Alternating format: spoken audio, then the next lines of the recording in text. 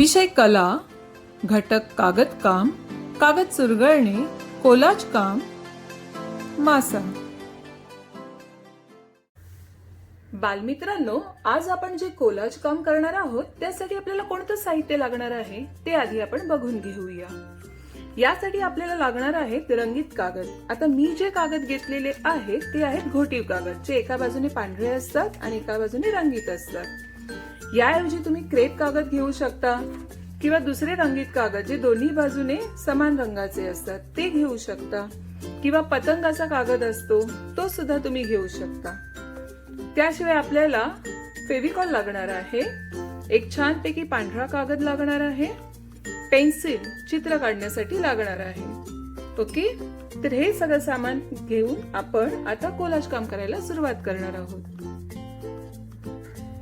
बालमित्रांनो, कोलाज काम करायला सुरुवात करण्याआधी आपण पांढऱ्या कागदाला एक छानपैकी चौकट आखून घ्यायची आहे, जेणेकरून आपले चित्र हे बरोबर कागदाच्या मधोमध येणार आणि छान दिसणार. आज आपण माशाचं कोलाज काम करणार आहे आणि त्यामुळे मी इकडे छानसं माशाचं एक चित्र काढून घेतलेलं आहे, तुम्हाला दिसत असेल. आता मासा राहतो कशामध्ये? पाण्यामध्ये. मग कोलाज काम करण्याच्या आधी मी काय करणार आहे, हा जो आजूबाजूचा भाग आहे तो निळ्या खडूच्या रंगाने रंगून घेणार आहे, कारण मासा हा पाण्यात असतो म्हणून मी त्याप्रमाणे आधी पाणी दाखवणार आहे. आणि हा जो मासा आहे त्याला मी स्केच पेनच्या सहाय्याने आउटलाईन काढणार आहे आणि त्यानंतर माझ्या कोलाज कामाला मी सुरुवात करणार आहे. बघा बरं,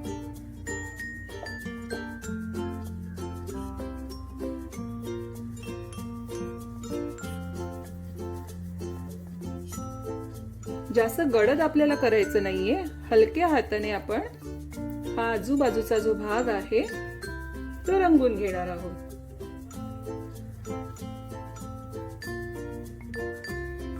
आणि जसं मी तुम्हाला आधी सांगितलेलं आहे, रंगकाम करताना जर आपण आडव्या बाजूने रंगवतोय तर आडवच रंगवत जायचं आहे, मध्येच उभ्या वाकड्या तिरक्या अशा रेघा द्यायच्या नाहीयेत. तर अशा रीतीने मी माशाच्या आजूबाजूला निळ्या रंगाने पाणी दाखवलेले आहे आणि ते दाखवल्यामुळे बघा आता माशाचा आकार तुम्हाला वर आलेला दिसतोय, हो की नाही. आता आपण काय करायचं आहे, स्केच पेनने या माशाला जो आपण पेन्सिलने काढलेला आहे त्याला आउटलाईन मारायची आहे.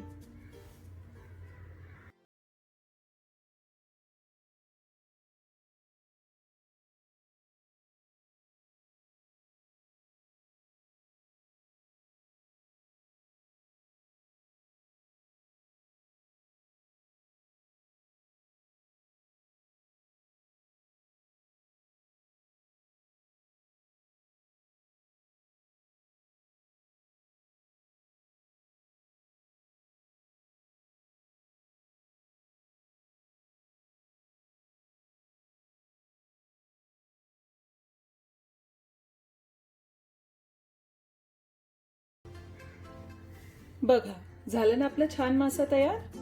आजूबाजूला पाणी आहे आणि मधोमध आपला मासा आहे. सगळं आपलं काम झाल्यानंतर शेवटी आपण या चौकटीला पण स्केच पेनने आखणार आहोत, त्यामुळे आपला मासा आणि आपलं जे कोलाज काम आहे ते आणखी सुंदर दिसणार आहे.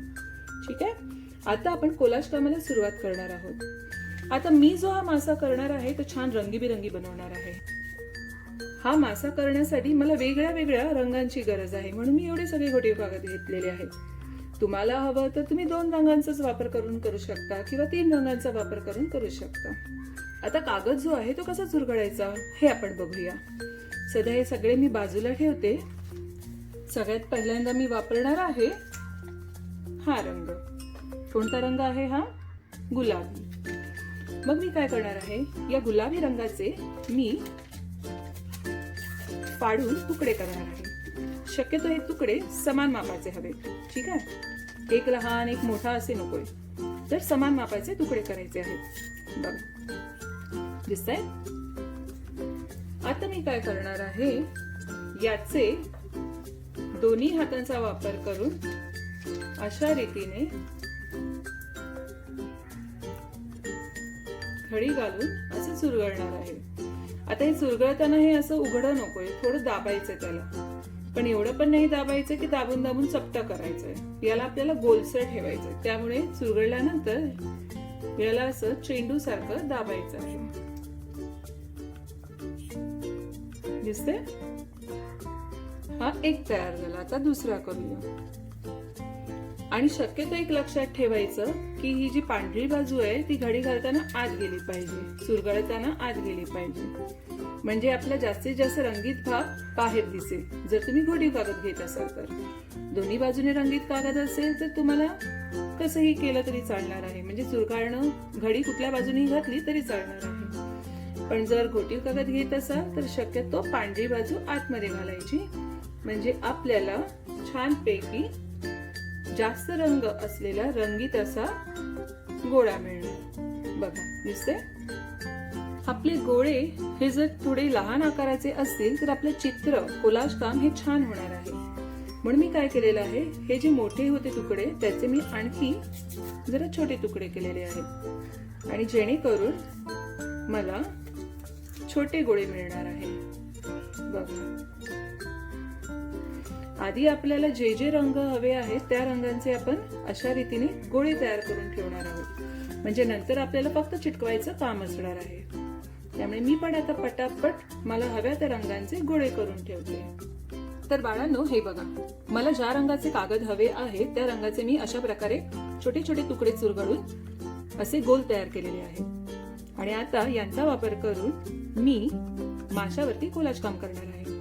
पण हे करायला मला बराच वेळ लागलेला आहे, त्यामुळे तुम्हाला देखील कोणाची तरी मदत घ्यावी लागणार आहे. आणि शक्यतो क्रेप कागदाचाच वापर करा, कारण ते सॉफ्ट असल्यामुळे, मऊ असल्यामुळे तुमचं काम लवकर होईल. आता आपण या माशावर कोलाज काम करणार आहोत. तर त्यासाठी मी आता काय करणार आहे की माशाचा हा जो तोंडाचा भाग आहे तिकडे फेविकॉल आधी लावून घेणार आहे, आणि थोडा थोडा भाग लावायचा आहे, जेणेकरून आपल्याला तिकडे छान प्रकारे ते रंगीत रंगीत गोळे लावता येतील. आता इकडे मी मधल्या डोळ्याच्या भागाला फेविकॉल आता लावलेला नाहीये, कारण मला तिकडे वेगळ्या रंगाने करायचं आहे. हे बघा, हलकसं तिकडे दाबायचं आहे.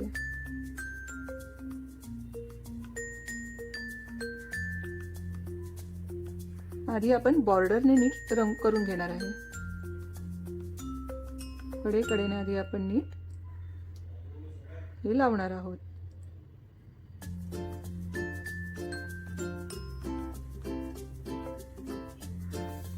आणि फेविकॉल थोडा जास्तच लावायचा, जेणेकरून आपण जे करतोय ते तिकडे चिटकून राहणार.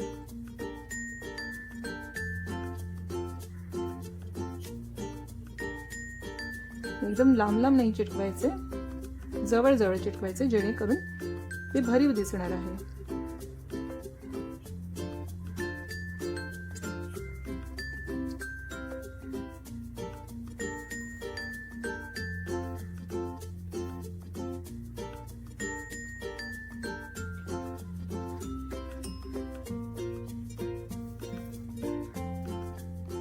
बघा, अशा प्रकारे माशाचा तोंडाचा भाग फेविकॉलने आणि रंगीत पिवळ्या कागदाने कोलाज केलेला आहे.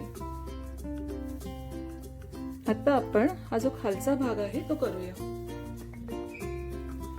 या ठिकाणी मी आता 2 रंगांचा वापर करणार आहे,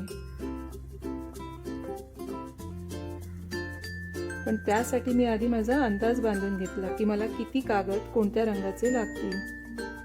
आपण काय करायचं, आधी आपलं चित्र काढून झालं, गोळे करून झाले की कुठे कोणता रंग चांगला वाटेल हे आधी बघून घ्यायचं.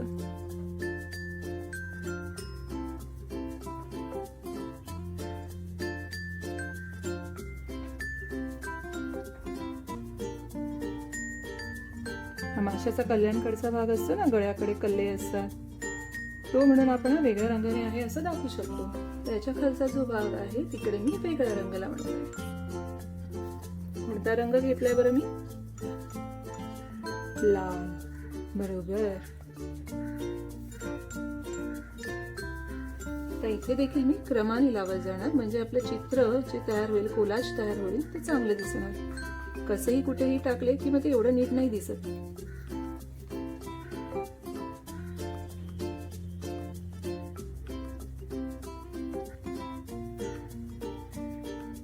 अरे, माझा लाल रंग तर संपला.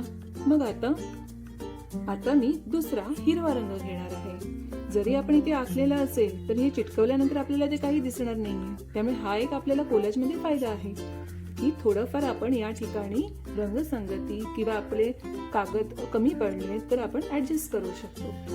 त्यामुळे आता याच्या खालीच मी चिटकून हिरव्या रंगाचं कागदाचे गोळे लावणार आहे.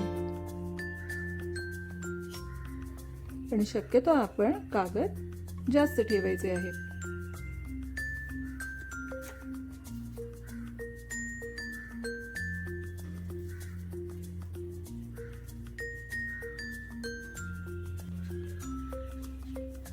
झालेलं आहे. आता यापुढे मी वेगळा रंग लावणार आहे. कोणता रंग आहे बरं हा? चॉकलेटी, बरोबर, ब्राऊन.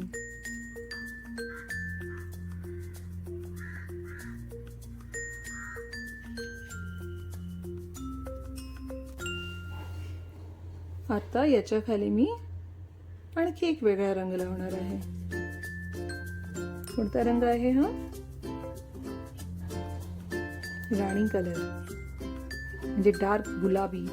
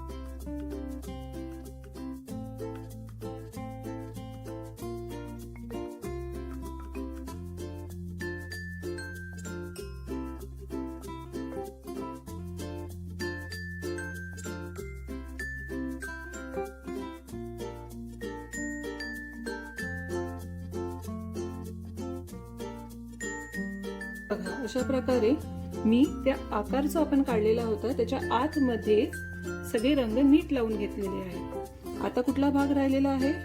पर आणि शेपूट.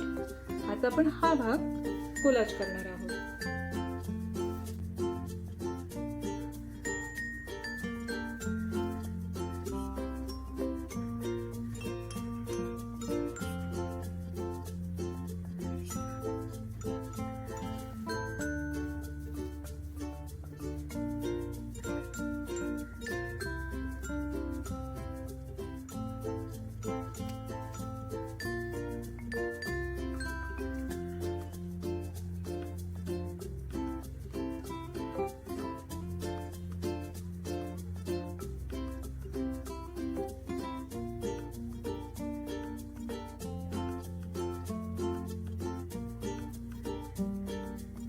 आता शेपटीचा भाग. आणि आपला डोळा पण राहिला, तिकडे पण मी आताच गम थोडं लावून ठेवते.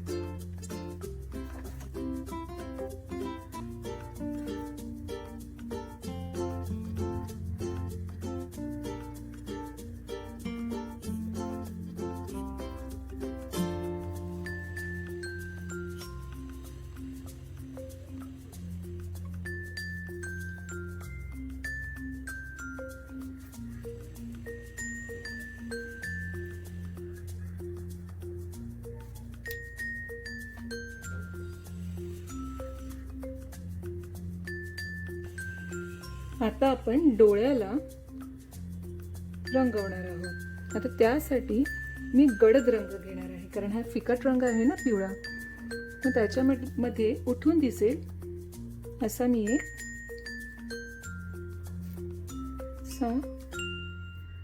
घडीचा आकार घेणार आहे.